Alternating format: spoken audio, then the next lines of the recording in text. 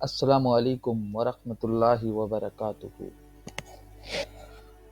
شیطان خوشگوار ازدواجی زندگی کو قطعاً پسند نہیں کرتا، یعنی اگر دو میاں بیوی بہت خوش ہیں تو شیطان کو بہت اس میں ناگواری گزرتی ہے کہ یہ دو میاں بیوی کیوں خوشگوار زندگی گزار رہے ہیں۔ شیطان چاہتا ہے کہ میاں بیوی میں رنجش پیدا ہو اور ازدواجی تعلقات میں خرابی پیدا ہو۔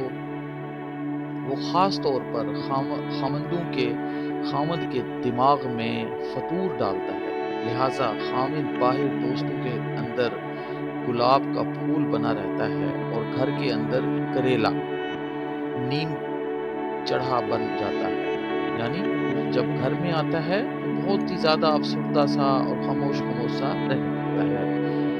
نوجوان آ کر کہتے ہیں، حضرت پتہ نہیں کیا وجہ ہے کہ گھر میں آتے ہی دماغ گرم ہو جاتا ہے۔ یعنی اکثر لوگوں کا یہی سوال ہوتا ہے کہ جب بھی ہم گھر آتے ہیں تو ہمارا دماغ بہت گرم ہو جاتا ہے، باہر ہم خوش پھرتے رہتے ہیں۔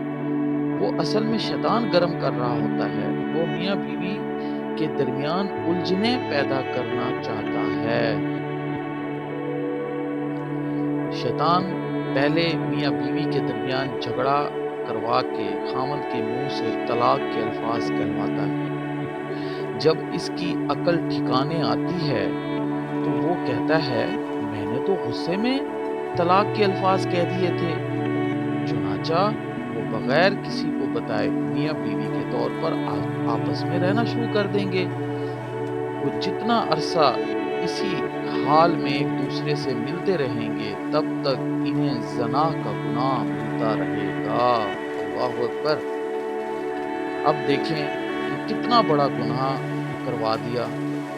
یہ ایسے کلیدی گناہ کرواتا ہے، حدیث پاک میں آیا ہے کہ قرب قیامت کی علامات میں سے ہے کہ خامد اپنی بیویوں کو طلاق دیں گے اور پھر بغیر نکاح اور رجوع کے ان کے ساتھ اس طرح اپنی زندگی گزاریں گے۔ میرے دوستوں، میرے بھائیوں، اپنے غصے کو کنٹرول کرنا چاہیے۔ دیکھیں اس سبق سے ہمیں کتنا بڑا سبق مل رہا ہے کہ شیطان میاں بیوی کی آپس میں لڑائی کرواتا ہے۔ خامن باہر خوش پھرتا رہتا ہے، جیسے ہی گھر آتا ہے اس کا موڈ آف ہو جاتا ہے اور وہ افسردہ سا ہو جاتا ہے۔ اکثر یہ سوال کیا جاتا ہے خامندوں کی طرف سے، یہ شیطان کی وجہ سے ہے، اور وہ غصے میں آ کے جب کبھی کسی بات پہ، چھوٹی سی بات پہ لڑائی بھی کروا دے تو اتنا آگ بگولا خامند ہوتا ہے کہ غصے میں طلاق دے دیتا ہے۔ سب سے بڑا ظلم کیا کرواتا ہے شیطان کہ وہی خامند اپنے منہ سے کہتا ہے کہ میں نے طلاق غلطی سے دے دی ہے، چلو ہم آپس میں بیٹھے ہیں، کسی کو اس بات کا ذکر نہیں کرتے اور ہم چھوٹی سی زندگی گزارتے رہتے ہیں۔